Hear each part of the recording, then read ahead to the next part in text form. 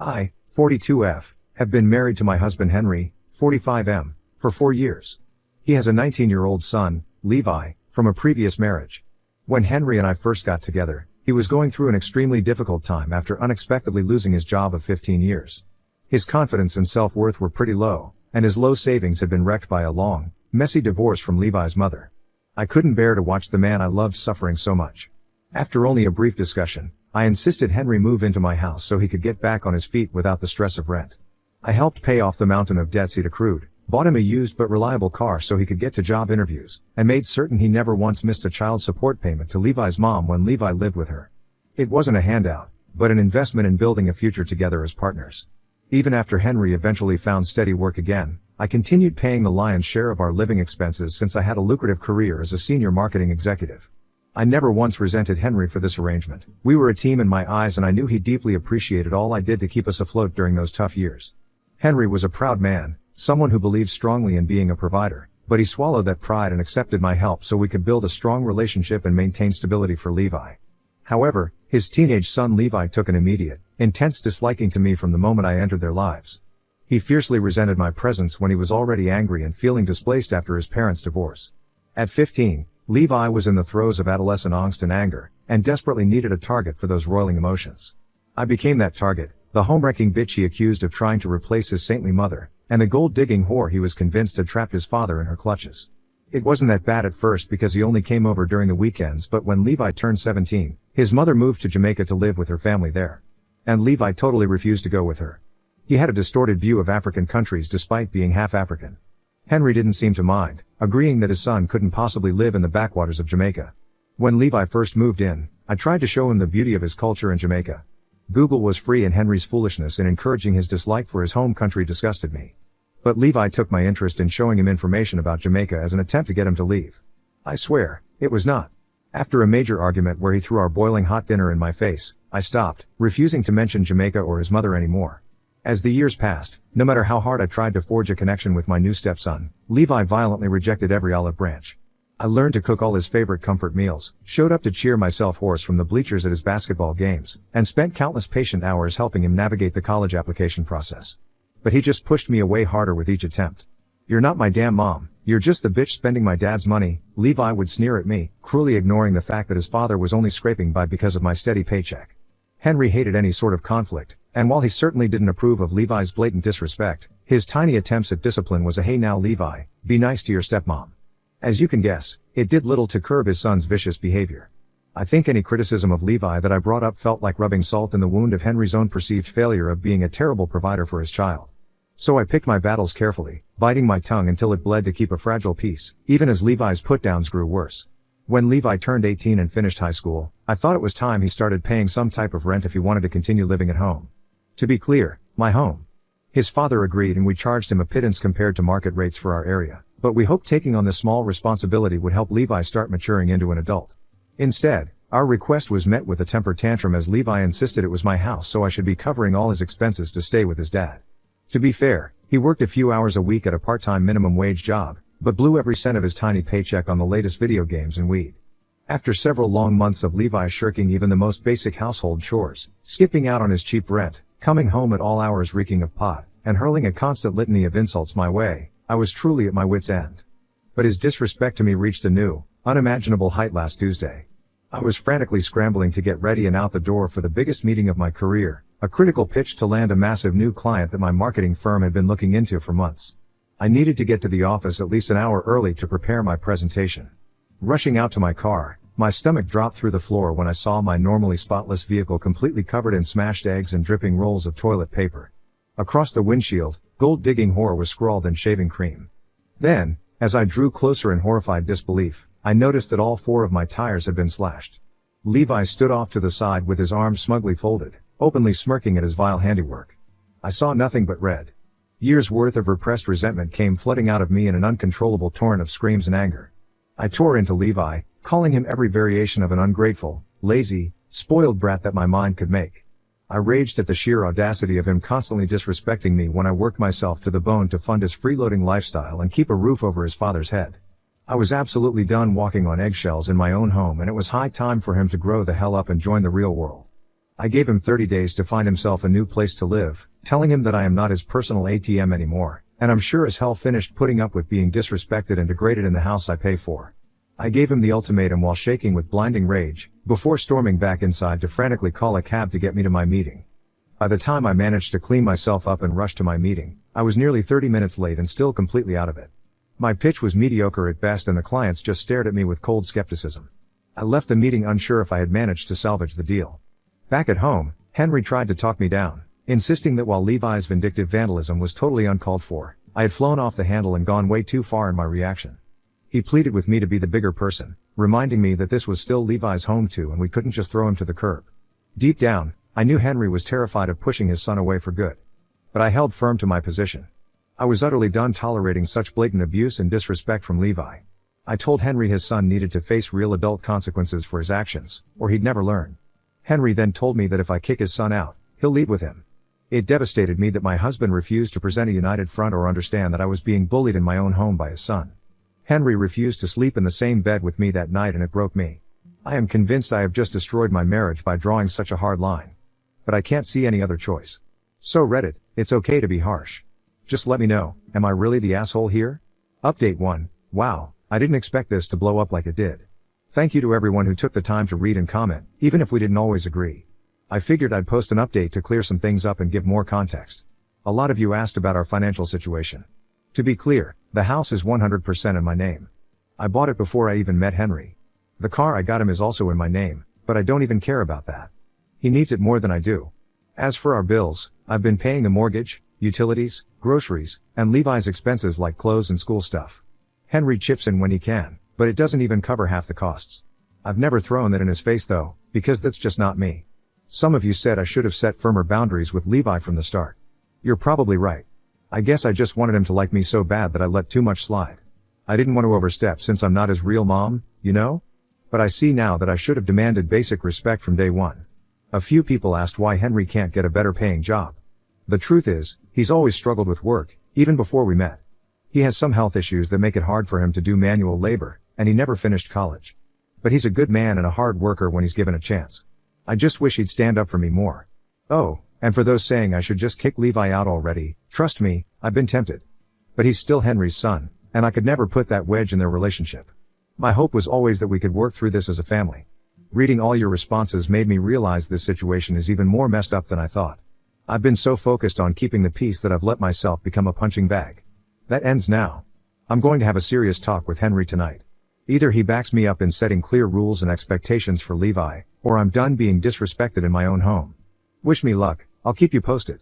Update 2, hey everyone, I'm back with another update. I wish I had better news. I sat down with Henry like I said I would. I laid it all out, how Levi's behavior was totally unacceptable, how I couldn't keep living like this, and how I needed his support in setting boundaries. At first, he seemed to get it. He agreed that Levi had crossed a line and promised to talk to him. But then Levi got home and the conversation went sideways fast. He started in on his usual crap about how I'm not his mom, how I'm ruining his life, yada yada. I kept my cool and firmly told him his options, either shape up and start contributing to the household, or find somewhere else to live. Well, apparently that was the wrong thing to say. Levi lost it, saying he couldn't believe his dad was letting some bitch kick him out of his own house. I looked to Henry, expecting him to take my side like we agreed. And that spineless man just sat there, staring at the floor. I snapped. I told Levi it was my house, my rules, and if he didn't like it, there was the door. He stormed out, screaming about how he was leaving and never coming back and we'd regret this. Good riddance. But it wasn't over. Henry laid into me, saying I had no right to kick out his son, that I was tearing apart his family. I reminded him that I was his family too, or supposed to be. He said he couldn't deal with this right now and left. I don't know what to do. Still, I'll keep you guys updated. Update 3, so, my last update was 2 days ago. Henry has been crashing at a friend's, ignoring my texts. Meanwhile, Levi's been blowing up his phone playing the victim.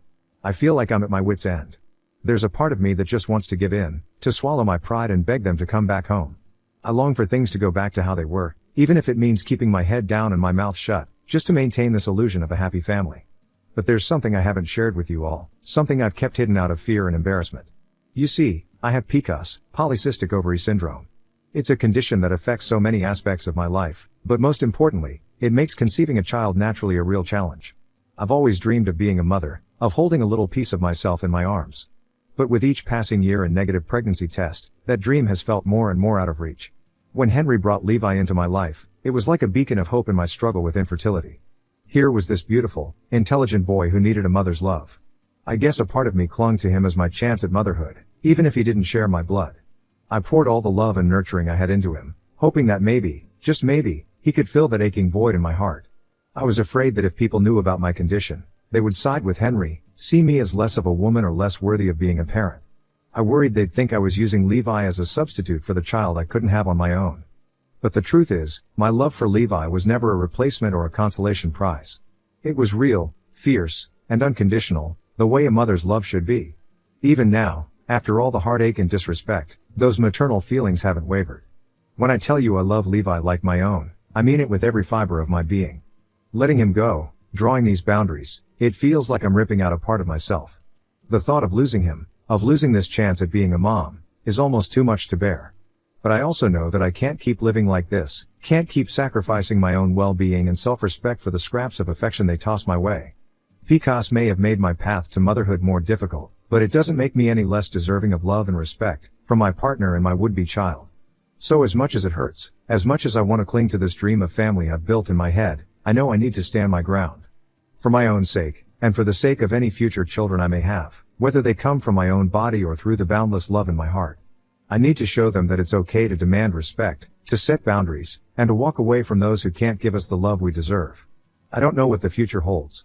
I don't know if I'll ever get to be a mom, or if Henry and Levi will ever truly see and appreciate all I've given them. And a bigger part of me is just damn tired. Tired of being taken for granted, disrespected, and treated like an outsider in my own life. So now I'm sitting here alone, in the house I paid for, wondering where to go from here. I know I was hard on Levi, but what choice did I have?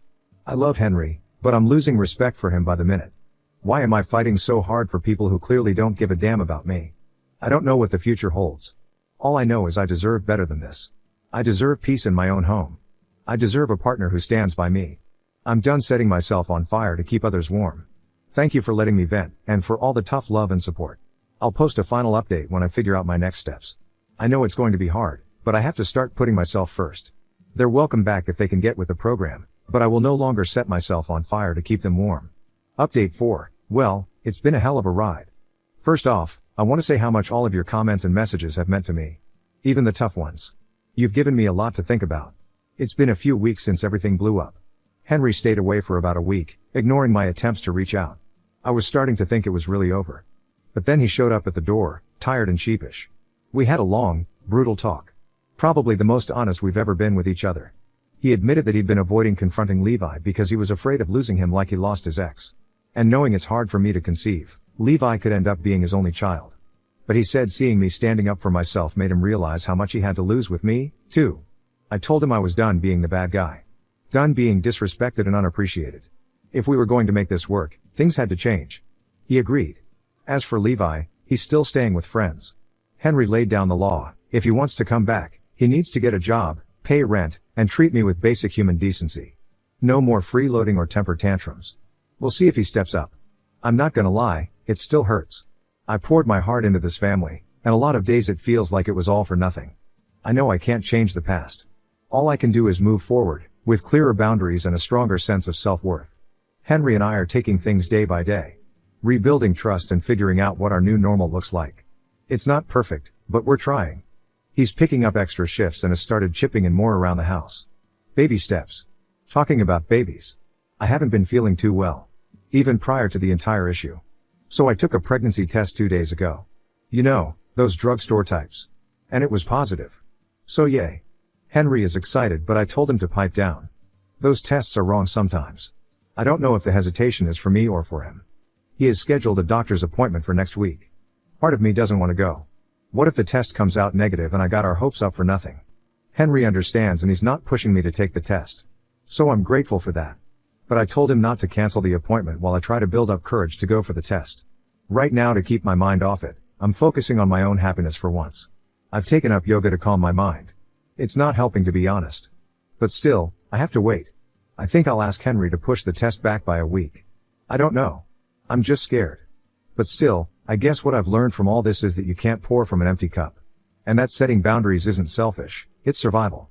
I gave and gave until I had nothing left for myself. Never again. So that's where I'm at. Still very much a work in progress, but aren't we all? Of course, I know some of you will say I'm a chump for giving Henry another chance. And maybe I am.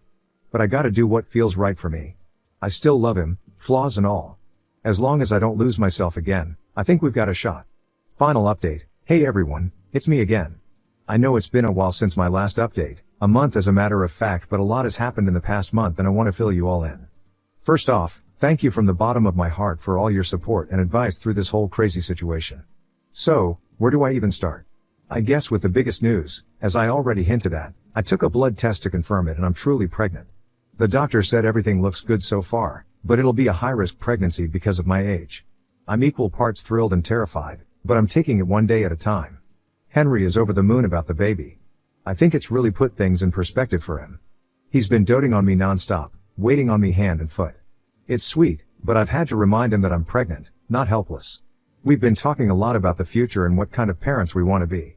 We both agree that we want to raise our child in a loving, respectful home. No more walking on eggshells or tolerating bad behavior from anyone. Which brings me to Levi. After our big blow up and him storming out, he couch surfed with friends for a few weeks. Henry laid down the law and said he couldn't come back until he got a job, agreed to pay rent, and promised to treat me decently. Well, I guess that dose of the real world was the wake-up call Levi needed. He called Henry after a couple of weeks, crying and apologizing for everything. He said living on his own made him realize how much we'd done for him and how awful he'd been, especially to me. I was skeptical at first, but the kid really seems to have turned a corner. He got a full-time job at a warehouse, which he hates, but it's a paycheck. He's been giving us money for rent and groceries without us even asking. And he actually sat me down and gave me a sincere apology for all the crap he's put me through over the years. I could tell it wasn't easy for him to swallow his pride like that. We had a long talk about why he'd acted the way he did. A lot of it was hurt and anger over his parents' divorce that he unfairly took out on me. He said he knows that's no excuse, and he wants to do better. I told him that I forgive him, but forgiveness doesn't mean a free pass to go back to old habits. He started joining us for dinner a few nights a week, and the atmosphere in the house is so different. There's no more tension crackling in the air. We're actually able to laugh and joke around together. The other night, he even offered to help me start setting up the nursery. I know we still have a long way to go, but it feels like a fresh start. I won't lie and say everything is perfect now. Levi still has his moments of teenage moodiness, and Henry and I don't always see eye to eye. But we're working through it as a family. And me? I'm finally putting myself first. I'm taking care of my body and my baby. I'm leaning on my friends and focusing on the things that bring me joy, like getting the nursery ready. For the first time in a long time, I wake up excited for the future. So that's where things stand. A month ago, I thought my whole world was falling apart.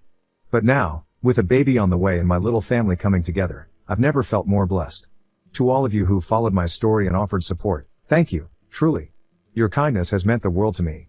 Here's to new beginnings, second chances, and always standing up for ourselves. I'll raise my non-alcoholic glass to that. Cheers, friends.